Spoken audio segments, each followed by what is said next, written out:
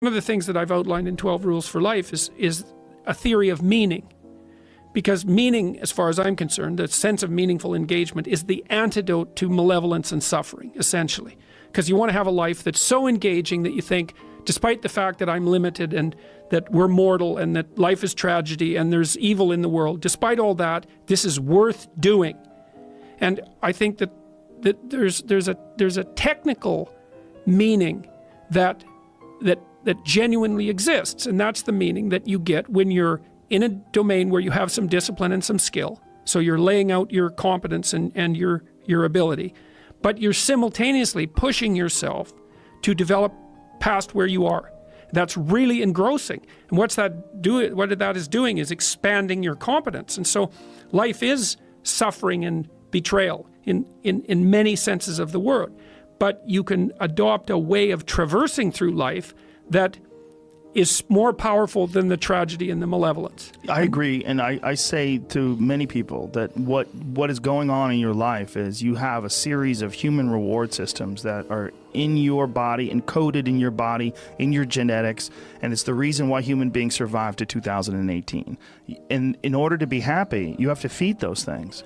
You have to feed all of them. You have to feed the one that wants to overcome difficult tasks. You have to feed the one that wants to solve problems. You have to feed the one that wants to be with a loving tribe of people that you care about. You have to feed the one that wants to procreate. You have to feed all of these things. You have to feed the love. You have to feed the competition. You have to feed the discipline. And that, to me, is the only way to stay balanced. Or with me, with my body and my mind, that's the only way I've been able to stay balanced. And when any of those things get out of whack, I get out of whack. Yeah, well, so part of that is, so imagine this. So imagine that you're this loose collection of all these things that need to be gratified, that need to be fed. It's a perfectly reasonable way of looking at it biologically. Okay, so now you have to conjure up a mode of being that satisfies all those necessities simultaneously. But then, and this is a technical explanation of why the postmodernist insistence that there's an infinite number of explanations turns out to be wrong, an infinite number of interpretations.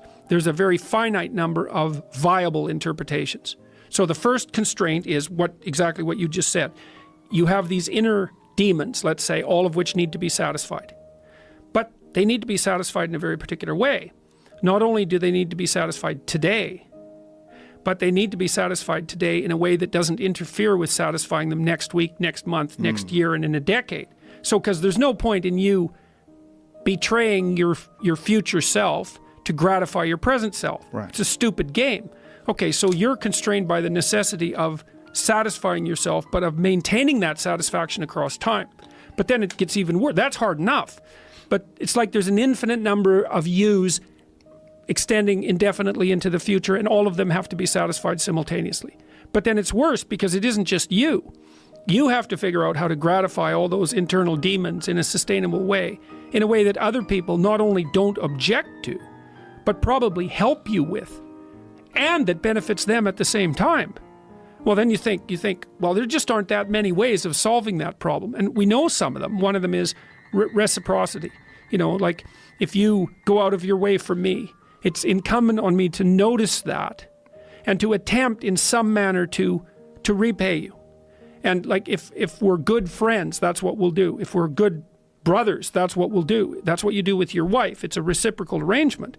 And that keeps things flowing properly across time. So there is an ethic. This is the answer to the postmodern conundrum. It's like, well, is life meaningless? Is everything just nihilist? Is nihilism the right answer? Or maybe, you know, what would you call identification with an ideology as a counter position to nihilism? So nihilism is wrong. Life is meaningful. And that's what 12 Rules for Life is about. The first meaning of life is suffering and malevolence. There's indisputable realities. Okay, well, what's after that? Well, there's a noble way of being that allows you to exist properly despite that, and also not to make it worse. So can your life be meaningful enough so that you, what is it? Confront chaos voluntarily. Establish and revivify order. Constrain malevolence. That's a good 3-part doctrine for life. There's things to do. And so that's what I've been talking to the audiences that I've been seeing over the last year. It's like, get your act together. Stand up forthrightly. That's rule one. Stand up straight with your shoulders back. There's a vulnerable position, right? Because you're open. But it's a powerful position because it means that you're brave enough to take what's coming. And it isn't like what's coming isn't dangerous. It's dangerous. So, but your best bet is to be dancing on your feet and ready for it. Pay attention and be awake. And to treat yourself properly. That's rule two, is figure out how to treat yourself as if you're someone worth coming to the aid of. To detach yourself in a bit and say, okay, I'm going to set up my life so that it's good for me and good for other people as well. That's a corollary to that. So the book is all about the meanings of life, the negative meanings, suffering, malevolence. Those are indisputable realities. And then a motive being that integrates the sorts of things that you were talking about, these underlying needs, with everyone else's, and like doing that voluntarily. It's a call to responsibility and meaning. And I actually think it's not the thing that's been so exciting for me for the last 3 decades looking into these things, is that I believe that there is a genuine human ethic. It's not arbitrary. It has to do with reciprocity, for example. It has to do with honesty. That's another thing, is that you should speak the truth, because your life turns out better if you speak the truth, and so does everyone else's. So in this biblical lecture series I did, I looked at the first chapter in Genesis, and there's a theory in there. It's a really interesting theory. And the theory is that there's 3 parts to being.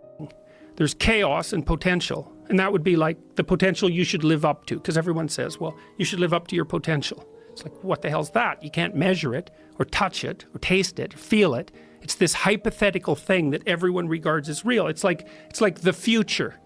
What's the future? Well, it's not here yet. You can't measure it. What makes you think it's real? Well, we act as if it's real, and that seems to work. So there's potential. That's one. That's chaos, chaotic potential. Then there's order, and that's the structure that you need in order to confront the chaos, and you'd be born with that biologically. And then there's your ability to call forth from the potential new order. And that's what you do with your speech, and that's what happens in the first chapter of Genesis, is that God order, let's say, uses the power of truthful speech, that's the logos, to transform potential into order.